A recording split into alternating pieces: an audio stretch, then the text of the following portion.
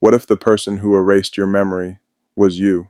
Somewhere in this city, right now, a memory is being bought, another is being sold, and somewhere else, one is being stolen, quietly, permanently, without a single trace left behind. In the year 2089, the human mind became the most valuable asset on the market, not gold, not data, memory, and wherever there is something that valuable, there are people willing to steal it, sell it, and bury the evidence forever. This is a story about a mother who looked at her own son and felt nothing, about a detective who found himself on a security camera, walking into a crime scene he has no memory of ever entering, about a voice in the dark that says four words that will haunt you long after this episode ends. Memory is ownership.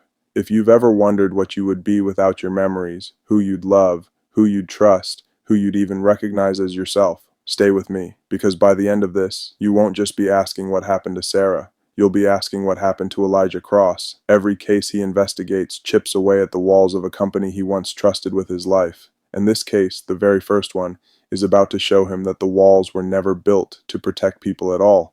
They were built to protect a secret. This is episode 1. This is The Memory Merchant. Imagine waking up one morning and forgetting the person you love most. Not their name, not their birthday, not a single memory. Imagine looking into the eyes of your own child and feeling absolutely nothing. No connection, no recognition, no love, just confusion, just fear.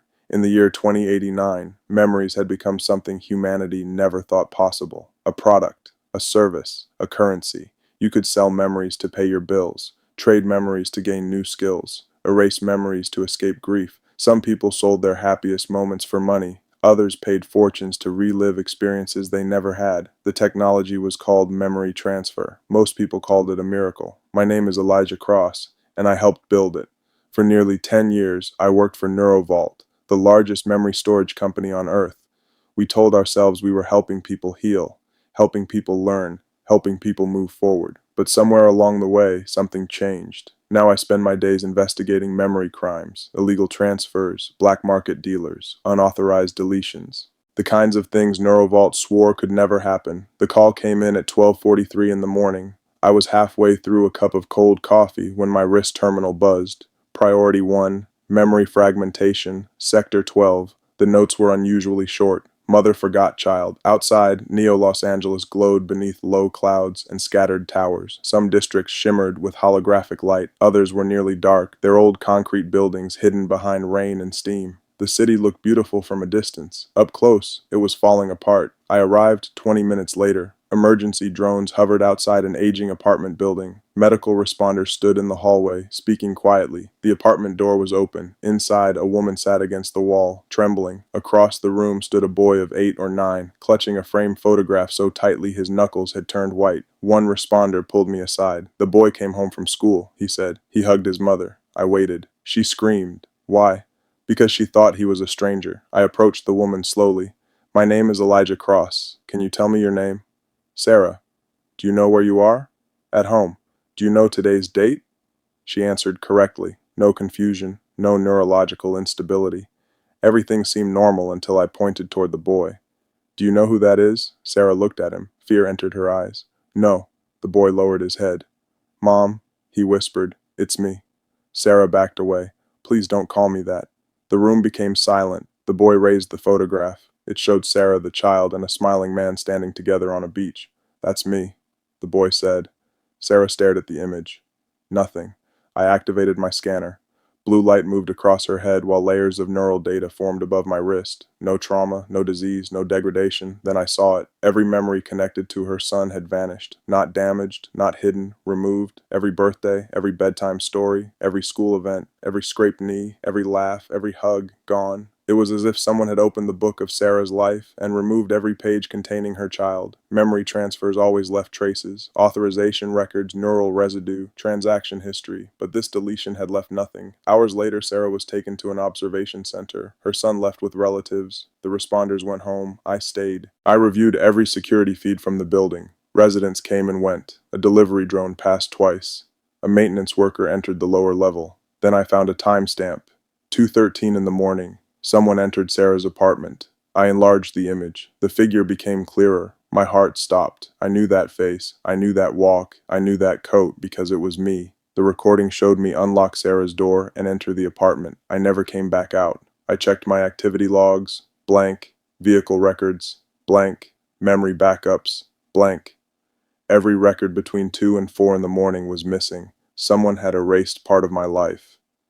A message appeared on my terminal. You were there. A second message followed, but you forgot. The apartment lights flickered, then died. In the darkness, a distorted voice whispered from somewhere behind me. Memory is ownership. I turned, but saw only shadows. If someone owns your memories, the voice continued, they own you. The lights returned. The messages vanished. No evidence remained, only fear. Because if someone could erase a mother's memories of her child, what else could they erase? A marriage, a crime, a lifetime? And if they had erased part of my memory, what had I done? What had I seen? What was so dangerous that someone needed it buried? For the first time in years, I wasn't afraid of what I might discover. I was afraid of what I had already forgotten. Memories don't just tell us where we've been, they decide who we become. And that night, someone changed the story. Closing CTA.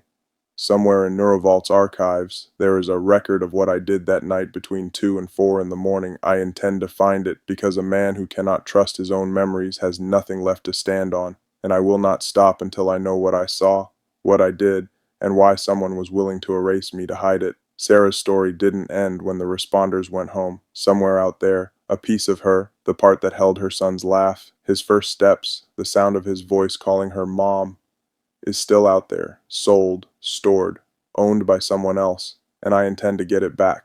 But first, I have to answer the question that terrifies me more than any case file ever has. What did I do in that apartment, and why does someone want it buried so badly that they were willing to erase a piece of me to keep it hidden? If this story pulled you in, don't let it end here.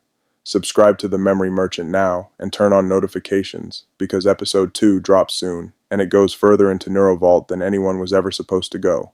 We follow Elijah as he retraces his own missing hours and uncovers a black market memory ring hiding in plain sight, right beneath the city he swore to protect. Drop a comment below. If you could erase one memory or protect one memory forever, which would it be? I read every single one, and some of your answers may even inspire future episodes of this series. And if you believe memory is something no one should ever be allowed to own, buy, or sell, share this episode with someone who needs to hear that too. The more of us who are watching, the harder it becomes for stories like Sarah's to stay buried. This has been The Memory Merchant. Episode 1, The Woman Who Forgot Her Son. The story isn't over, it's just beginning.